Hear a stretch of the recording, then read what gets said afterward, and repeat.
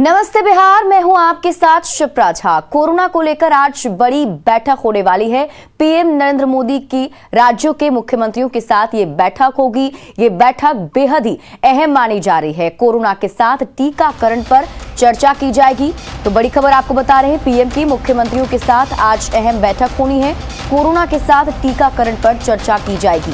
बिहार के साथ देश भर में कोरोना के केसेस बढ़े हैं, जिसको लेकर ये बैठक काफी ज्यादा अहम माना जा रहा है। देश भर में बीते 24 घंटे के आंकड़ों पर अगर नजर डालें तो 1,93,000 नए केस सामने आए हैं, जिसके मद्देनजर आज एक बड़ी बैठक पीएम मोदी की होने वाली है। पीएम मोदी मुख्यमंत्रियों के साथ बैठक करेंगे। कोरोना के साथ ही टीकाकरण पर भी चर्चा की जाएगी।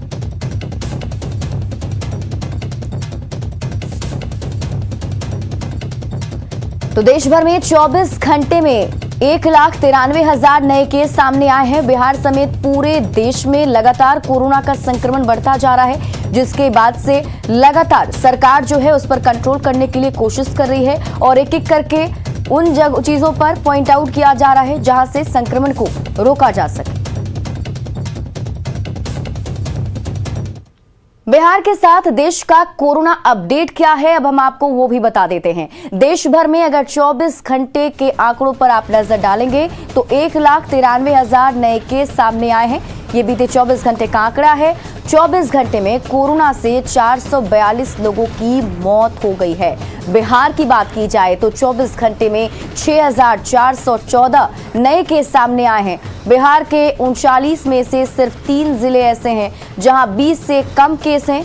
पटना में पिछले 24 घंटे में 2014 नए केस मिले हैं। आज पीएम मुख्यमंत्रियों के साथ वीडियो कॉन्फ्रेंसिंग के जरिए समीक्षा बैठक करेंगे। आज शाम 4:30 बजे का समय तय किया गया है जब ये समीक्षा बैठक होगी।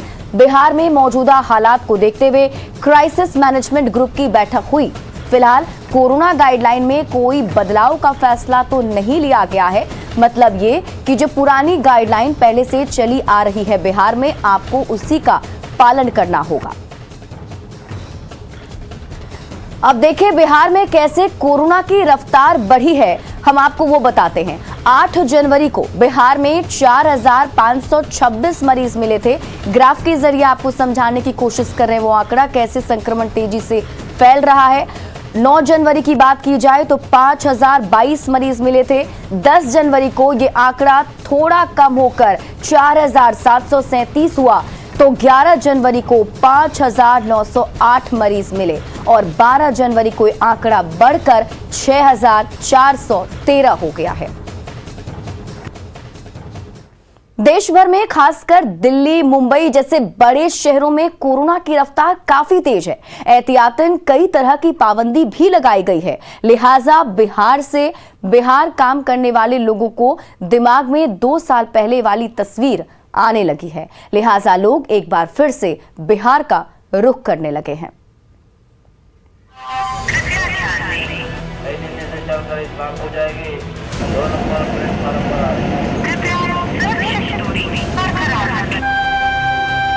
छुक छुक करती ट्रेन स्टेशन पर आ तो गई, लेकिन ट्रेनों में बैठने वाले लोगों का दिल धक धक कर रहा है।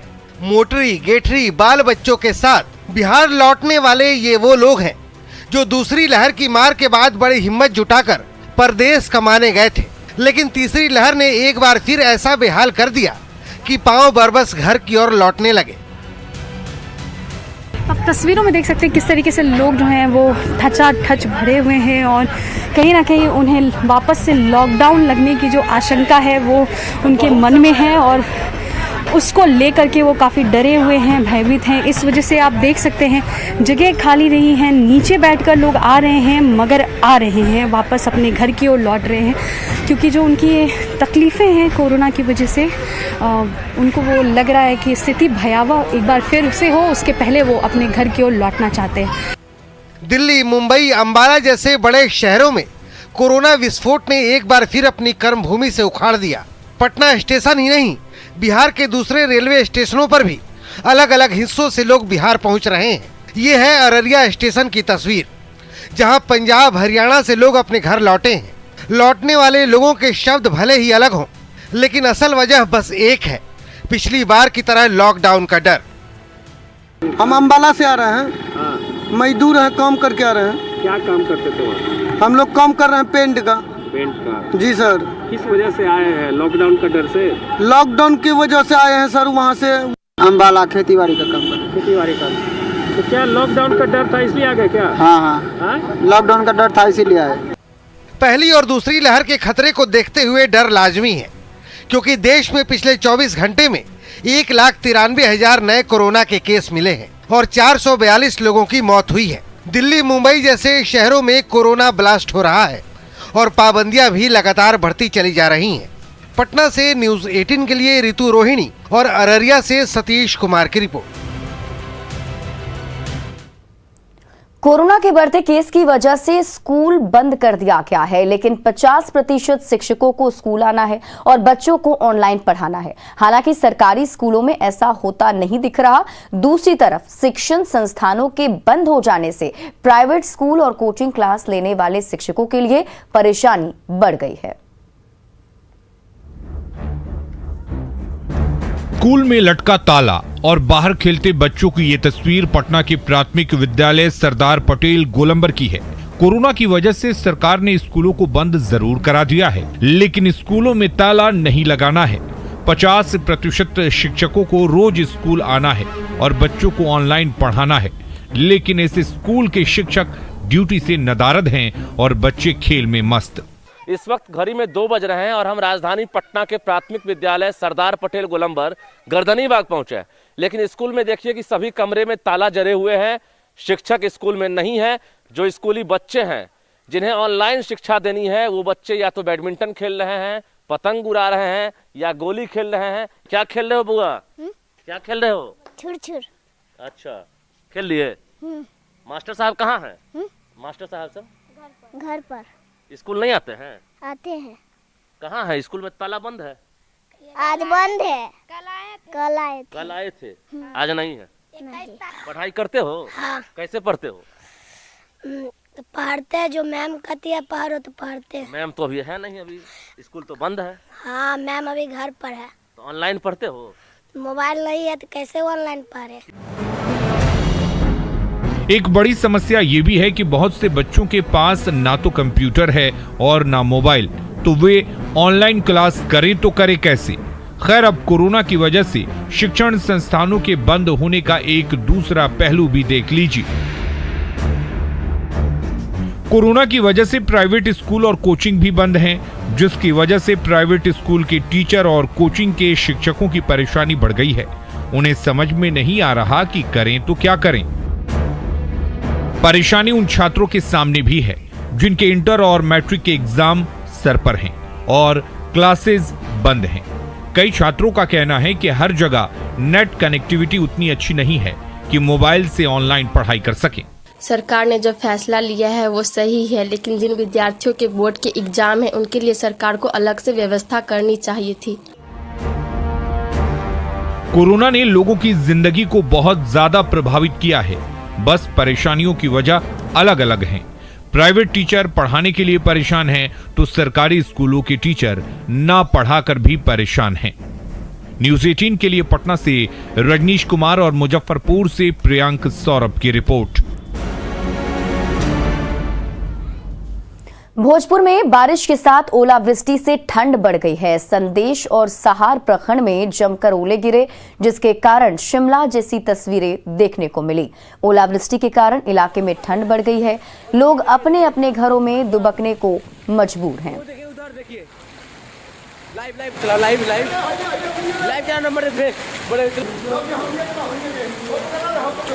पूरा मिट्टी खुदा गिले वजह से इसे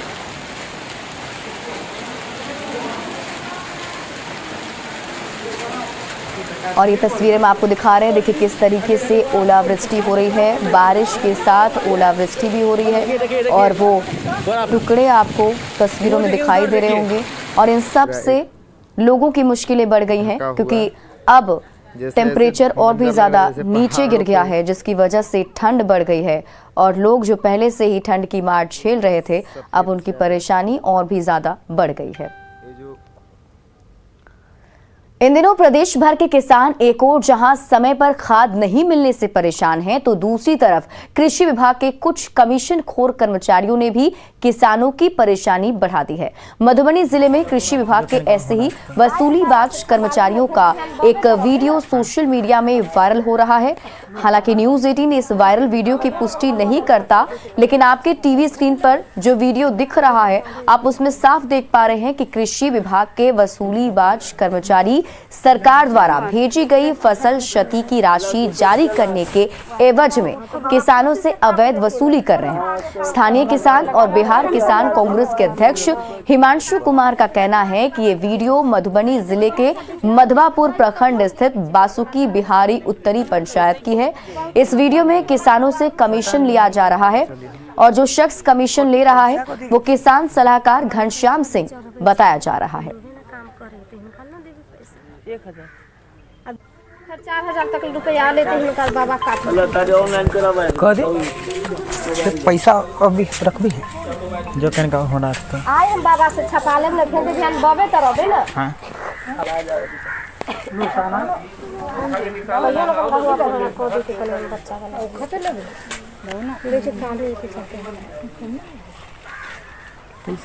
इनपुट और अन्य योजनाओं में खुलेआम पैसा लिया जा रहा है और कहा जा रहा है कि हम आपका कुंडली तैयार कर रहे हैं। अब किसानों का कुंडली कैसे तैयार किया जा रहा है, ये तो सुशासन बाबू की सरकार को जवाब देना होगा। जिस तरह से कल मधुबनी जिले के मधवापुर प्रखंड के बासुकी बिहारी उत्तरी पंचायत के किसान सलाहकार द्वारा सरेआम पैसा लिया जा रहा था, जिसका वीडियो अब वायरल हो रहा है सोशल मीडिया के माध्यम से, वह बहुत ही चिंताजनक स्थिति है और इस पर हम मांग करते हैं कि सरकार को ठोस कार्रवाई करनी चाहिए। दानापुर की मनेर पुलिस ने ग्राहक बनकर एक शराब कारोबारी को धर दबोचा, जिसकी निशानदेही पर भारी मात्रा में शराब बरामद किया गया है। आरोपी का नाम डब्लू कुमार है और वो अवैध शराब कारोबार के मामले में 4 बार जेल जा चुका है। हाँ, एक डब्लू कुमार नामक व्यक्ति है जो पहले 4 बार जेल जा चुका है शराब केस में। लगातार सूचना में होम डिलीवरी कर रहा है, तो हम सिविल ड्रेस में वहाँ पर ग्राहक बनकर गए। 2,000 रुपये का उससे हम लोगों ने शराब का मांग किया, मोबाइल से संपर्क करके। वो नहीं समझा कि पुलिस वाला है। इस पर हम हमारे PSI धर्मेंद्र कुशवाहा, DAP के सिपाही राहुल, सुरेश वगैरह सब लोग हो गए सिविल में और वहाँ पर जा करके हम लोग 2,000 रुपये में शराब खरीदा। जैसे शराब लेकर आया, पैसा लिया, हमने उसको पकड़ लिया। जमुई स्टेशन परिसर में बना ब्रिटिश शासनकाल का रेलवे तालाब उपेक्षित है। इस तालाब से स्टीम इंजन में पानी भरा जाता था, साथ ही मछली पालन भी होता था, लेकिन अब इसमें नाले का पानी गिराया जा रहा है।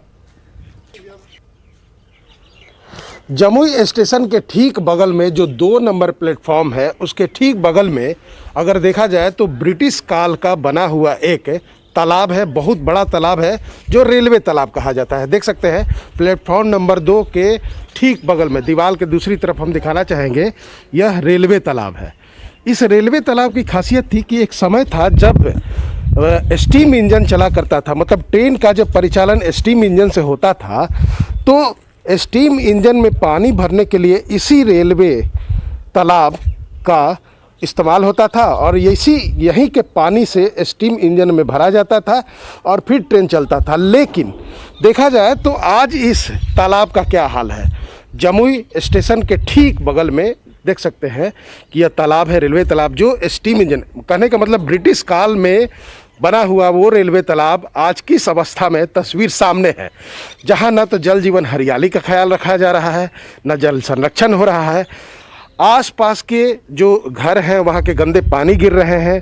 अगर देखा जाए तो झाड़ उग गए हैं, गंदगी फैला हुआ है, आसपास के लोगों को परेशानी हो रही है। जबकि ये रेलवे तालाब ऐतिहासिक है, ब्रिटिश काल का बना हुआ है। एक समय था, कुछ साल पहले तक इसमें मछली पालन होता था, लेकिन जैसा कि पहले पानी फल का उत्पादन, खेती होता था, मछली पालन होता था, तो ऐतिहासिक इस रेलवे तालाब का अभी इम्पोर्टेंस और बढ़ जाता, जो आज ये गंदगी से फैला हुआ है, जहाँ गंदे पानी गिर रहे हैं, इसको बचाया जा सकता है क्योंकि ऐतिहासिक तालाब है। केसी कुंदन, न्यूज़ 18 जमुई। जमुई में बेरोजगार युवकों को रोजगार से जोड़ने की सरकारी योजना बैंकों के उदासीन रवैये से बेहाल है। पिछले 1 साल में 3.5 प्रस्ताव बैंकों को भेजा गया था, लेकिन अब तक सिर्फ 47 प्रस्तावों को ही मंजूरी मिली है। ज्यादा जानकारी दे रहे हैं संवाददाता केसी कुंदन। कोरोना काल में सरकार, केंद्र सरकार हो या फिर राज्य सरकार, बेरोजगार युवाओं को रोजगार से जोड़ने के लिए कई स्कीम लाई और वैसे स्कीम में जो जिला उद्योग विभाग का और फिर बैंक का तालमेल की अगर बात करें तो जमुई ज़िले में ऐसा कुछ होते नहीं दिख रहा है। उद्योग विभाग ने लगभग 400 प्रस्ताव बैंकों को भेजा है, लेकिन जमुई में मात्र 40 लोगों को ही जो लोन का जो सैंक्शन होता है बैंकों ने किया है। ऐसे में सवाल उठता है कि जमुई ज़िले के युवा कैसे रोजगार करें या फिर कैसे उद्योग से जुड़े जब बैंकों का रवैया उदासीन होगा और साथ ही अगर उद्योग विभाग उस पर खास संज्ञान न ले। मिला तो कुछ नहीं, जो कागज़ बोला गया था वो सब पूरा किया गया, जीएसटी ये वो जो भी कागज़ होता है, लेकिन उसके बाद यहाँ पर आए तो ऑनलाइन करना है, ये करना है, उसके लिए एक्स्ट्रा पैसा मांगा गया है। अब उसको भेजना है बैंक तो उसके लिए 10,000 15,000 का डिमांड किया गया। कहाँ से? यहाँ उद्योग विभाग से। अच्छा। तो हम तो नहीं दिए, तो इसलिए हमारा काम भी नहीं हुआ। खैर कागज़ तो बैंक भिजवा दिया गया, लेकिन बैंक में भी जाने के बाद सरकारी बैंक गए तो वहाँ पे लोन के लिए मतलब कि 10 बार तो पहले दौड़ाया गया कि आज आइए, कल आइए, परसों आइए, 1 महीना ऐसे पार हो गया। तो क्या परेशानी हुई इससे? उद्योग विभाग में आ रहे हैं, दौड़ रहे हैं, लेकिन बोला जा रहा है पहला लिस्ट निकला है, दूसरा लिस्ट में आपका नाम आ जाएगा, इंतजार कीजिए। बैंक तो हमेशा नेगेटिव एथी में रहता है। प्रेशर बनाने के बाद आयु लोग, हमारे उद्योग स्तर पर पदाधिकारी लोग संपर्क में जाते हैं, हम भी जाते हैं, प्रेशर बनाते हैं, कुछ करते हैं, कुछ नहीं भी करते। बैंक से यही शिकायत आते रहता है पब्लिक से। युवा बेरोजगार है, उन लोगों का ये भी कहना है कि उद्योग विभाग भी इस मामले में लापरवाह है कि इन्हें समय पर लाभ नहीं मिल पा रहा है और चक्कर लगाते लगाते ये लोग परेशान हैं, लेकिन इन्हें अभी तक लाभ नहीं मिल रहा। अंत में ये लोग थक हार रहे हैं। केसी कुंदन, न्यूज़ 18 जमुई। कोरोना के तेजी से बढ़ रहे मामलों को देखते हुए हर जगह दहशत का माहौल है। लोग डरे और सहमे हुए हैं। जानकारों की माने तो आपदा की इस घड़ी में धैर्य के साथ कोविड प्रोटोकॉल का पालन करके ही हम लोग इस महामारी को मात दे सकते हैं। दहशत के इस माहौल में मधुबनी के रामपट्टी कोविड केयर सेंटर से खूबसूरत और सुकून देने वाली तस्वीरें सामने आई। यहाँ कोविड केयर सेंटर में एडमिट एसएसबी के जवान कोविड संक्रमित होने के बावजूद गिटार के साथ गाना गाकर अपने वार्ड के सभी मरीजों का हौसला बढ़ा रहे हैं। आप भी इस जवान की जिंदादिली की तस्वीरें देखिए।